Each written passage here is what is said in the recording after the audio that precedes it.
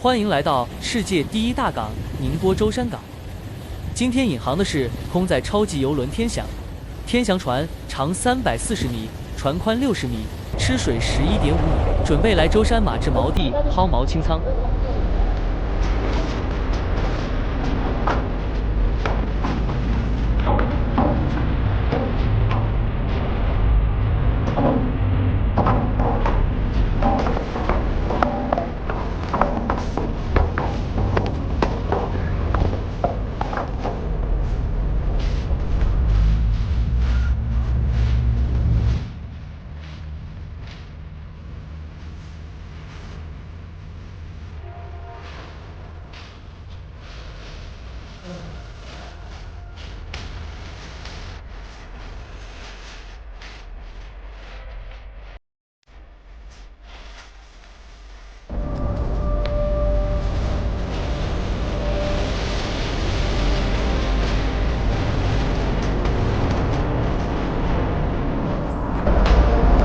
Good officer.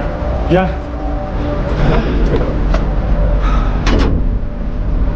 Where is the captain from? India. Captain also Indian. Oh, crew.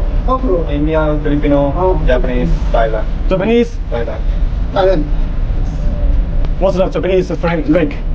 Japanese is passenger only. Passenger. Yeah. Passenger. Yeah, only one passenger. Also second officer, but he's also passenger. What's your purpose on board? Just for company sake. Oh, company. Okay. Good afternoon. Welcome on board, pilot. Yeah. Welcome on board. Please to the pilot. What's Yes. Go ahead now. Half Well, I'm here, chef. Yes, wait up here.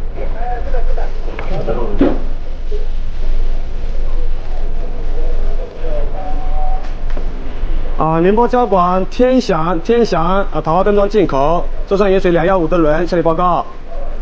好，天翔收到了。好，这会。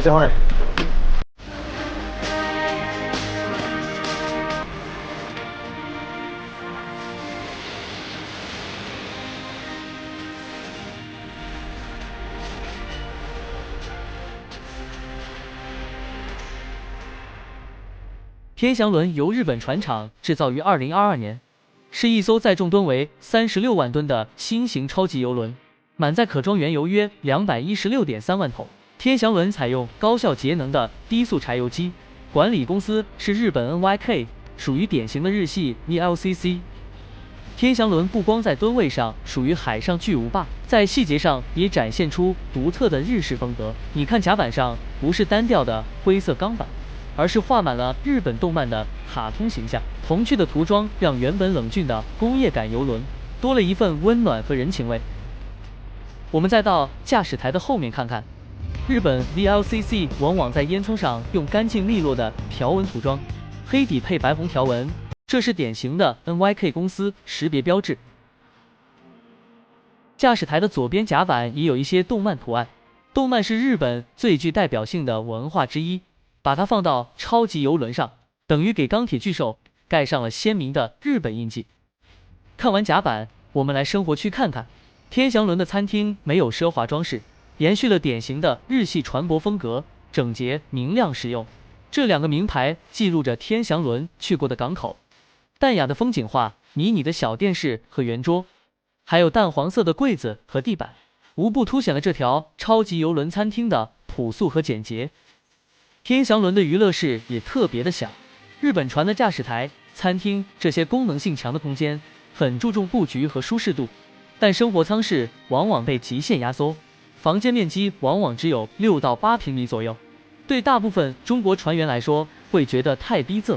我们再去普通船员餐厅看看，普通船员餐厅一如既往的小，虽然是超级邮轮，船身300多米，但到生活区就缩成袖珍版了。幸亏有一群快乐像小鸟的菲律宾船员。